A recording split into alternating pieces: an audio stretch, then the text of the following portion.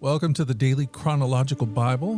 My name's Hunter, and we are reading through the Bible in chronological order as a single story. And that story is all about Jesus. We will look at this whole book through the lens of Jesus. It is a revelation of Him, and He has revealed to us the heart of the Father.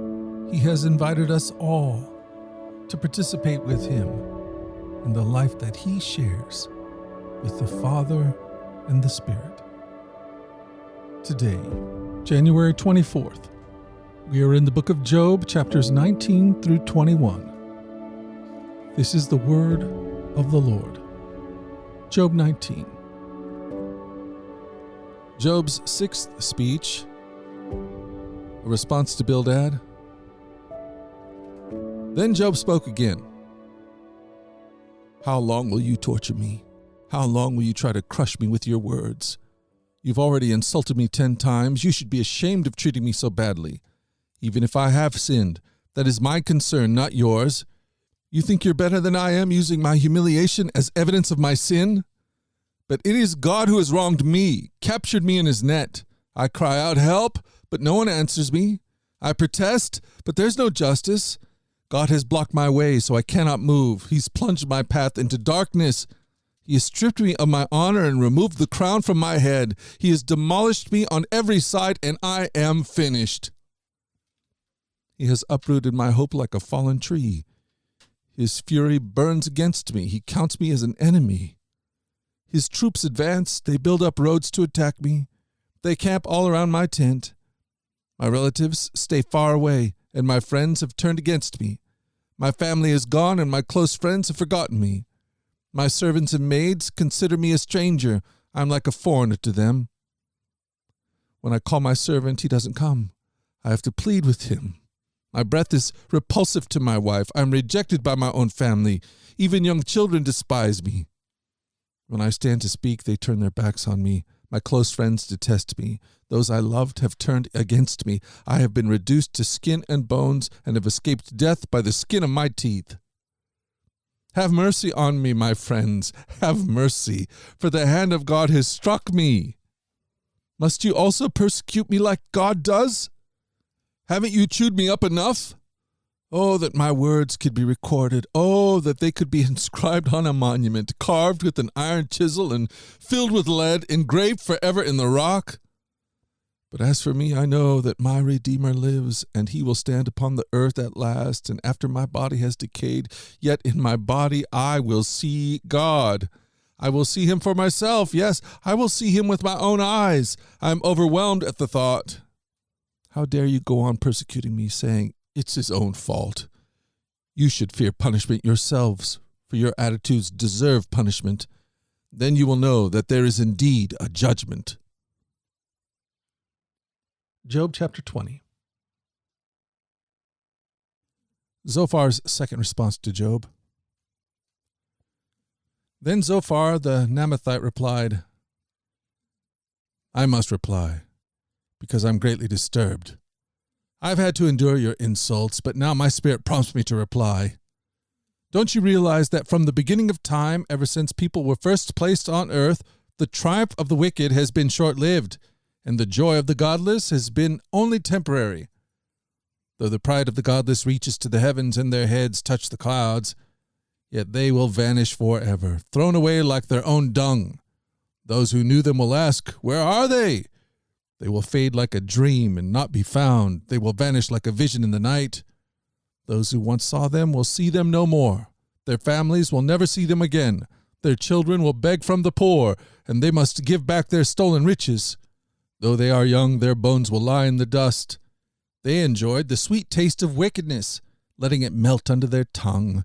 They savored it, holding it long in their mouths. But suddenly the food in their bellies turned sour, a poisonous venom in their stomach.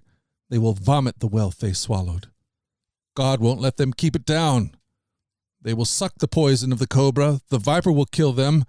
They will never again enjoy the streams of olive oil and rivers of milk and honey.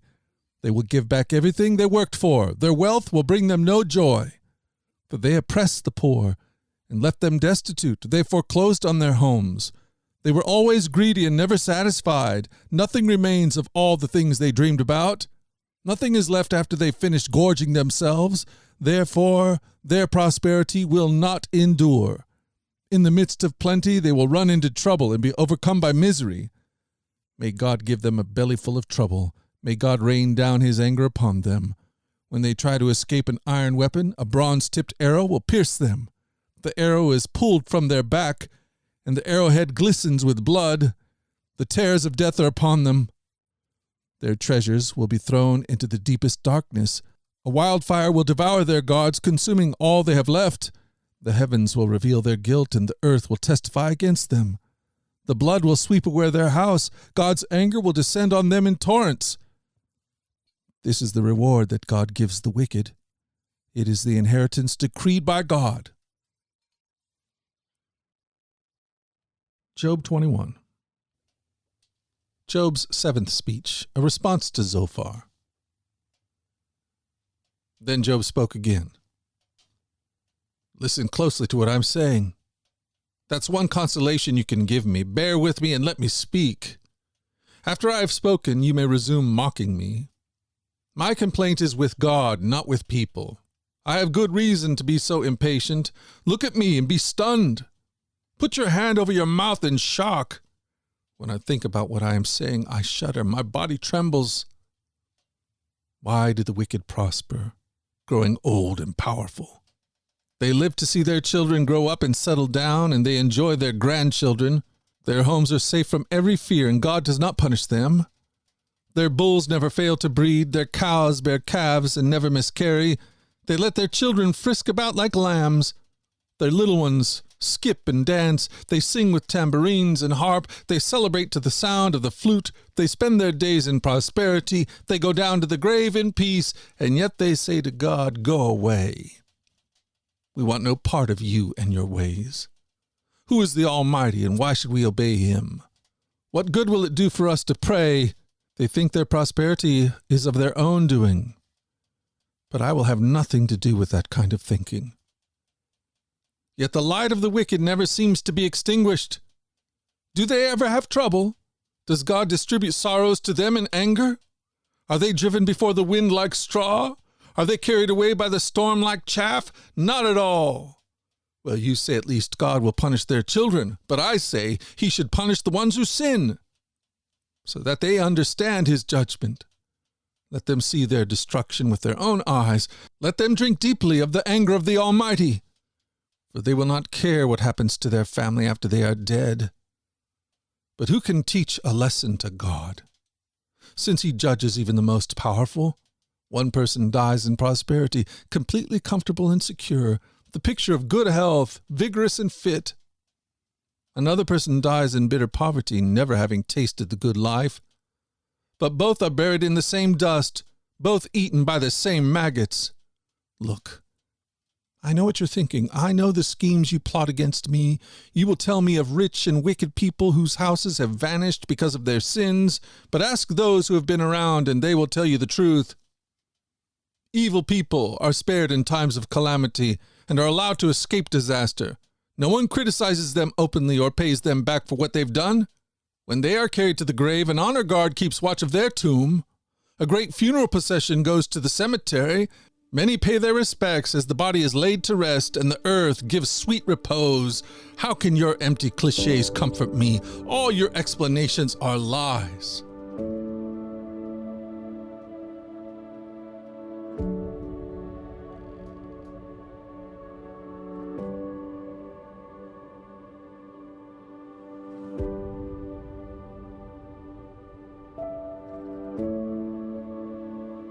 This is the word of the Lord. The Daily Chronological Bible. Join us at our flagship podcast, The Daily Radio Bible, where we read through the entire Bible over the course of a year. In our daily reading and meditation, we open our hearts to the God who is love. Find out more at dailyradiobible.com or wherever you get your podcast. These podcasts are entirely listener-supported If you'd like to partner with us to make sure that these podcasts continue each and every day, you can do that by going to dailyradiobible.com and clicking the donate link. The Daily Radio Bible is a ministry of the Trinity Commission, and all your gifts are tax deductible. Until tomorrow, let's go forward in God's joy. Let's let His joy be our strength, and let us always remember this, that you are loved. We'll talk again tomorrow. You take care.